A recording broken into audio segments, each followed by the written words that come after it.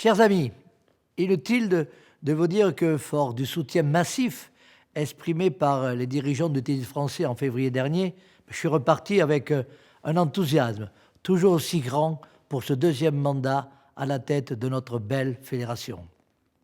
Une fédération qui, malgré une vive déception en Argentine, dès le deuxième tour de la Coupe Davis, a connu une belle année sur le plan sportif, avec deux demi-finales en Grand Chelem, Tsonga à Roland-Garros et Gasquet à l'US Open, avec la participation de Gasquet au Master, avec 8 joueurs français dans le top 50 de l'ATP en cette fin d'année, et bien sûr, avec la formidable victoire de Marion Bartoli à Wimbledon. Cette victoire surprenante, il faut bien le dire, nous l'avons d'autant plus savourée qu'elle est intervenue quelques mois après un vrai rapprochement de Marion avec notre fédération et notre DTN. Marion avait beaucoup apprécié de retrouver la grande famille fédérale et l'équipe de France. Bien sûr, une certaine déception a suivi ce grand moment de bonheur, puisque, peu de temps après, Marion a annoncé qu'elle tirait sa révérence. Mais on se doit de respecter son choix et de saluer la grande championne dont la carrière, assise sur les valeurs de détermination, de courage et de travail, aura été couronnée par ce titre à Wimbledon. Mais n'oublions jamais, comme tous nos grands champions, Marion Bartoli est née dans un club. C'est d'ailleurs un axe de la communication fédérale que nous allons développer cette année, car tout ce que nous faisons dans cette fédération s'appuie sur le travail réalisé à la base dans les clubs.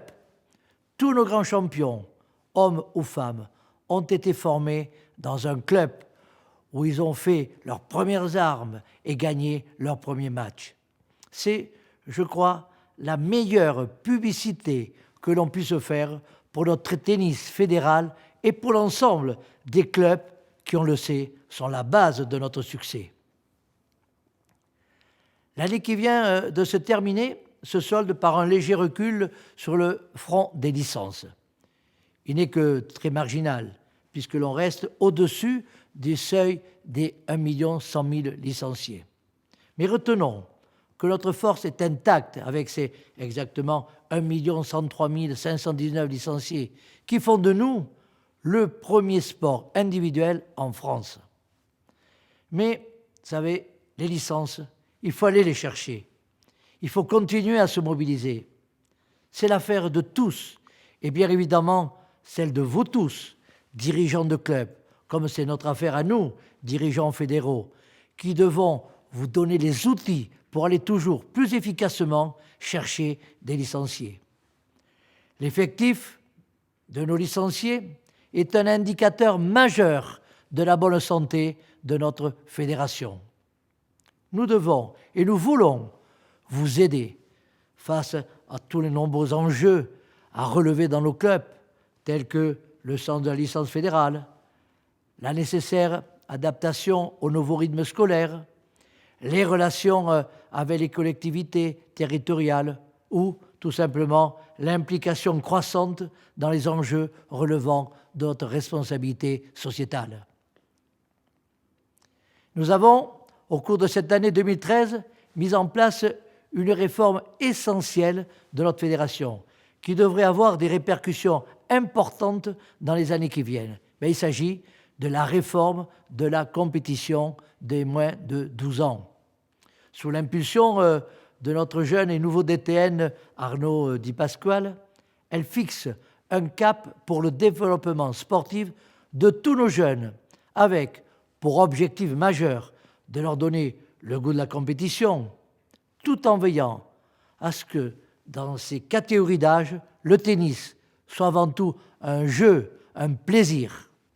Cette philosophie a convaincu ceux qui ont conçu cette réforme, dont la réussite dépendra finalement, et comme toujours, de l'implication de vous tous, dirigeants de nos clubs. Je suis personnellement plus que jamais attachés à ce que nous réussissions à préserver ce qui est la marque de fabrique et la plus grande force de notre belle maison FFT, c'est-à-dire concilier la bonne santé de nos clubs et la réussite sportive de nos champions. Tout cela en assurant la pérennité du succès de Roland-Garros, qui nous donne à la fois un éclairage puissant sur notre sport et surtout les moyens financiers de notre politique. Ce succès de Roland-Garros, nous devrons, dans les années qui viennent, tout mettre en œuvre pour le préserver face à une concurrence mondiale de plus en plus farouche. Mais nous y parviendrons. Pour cela, nous devrons réussir l'indispensable modernisation de notre stade. Malgré toutes les difficultés auxquelles nous sommes confrontés, nous y parviendrons. Et j'en suis personnellement persuadé. Et dans quelques années, comme nous l'avons promis, nous aurons le plus beau stade de tennis du monde, Port d'Auteuil, au cœur de cette ville de Paris qui fait rêver le monde entier. Grâce à vous, à votre dynamisme, à votre engagement quotidien, notre fédération se porte bien et est souvent citée en exemple. Je vous remercie très sincèrement et chaleureusement. Je vous souhaite une bonne assemblée générale et une excellente année 2014.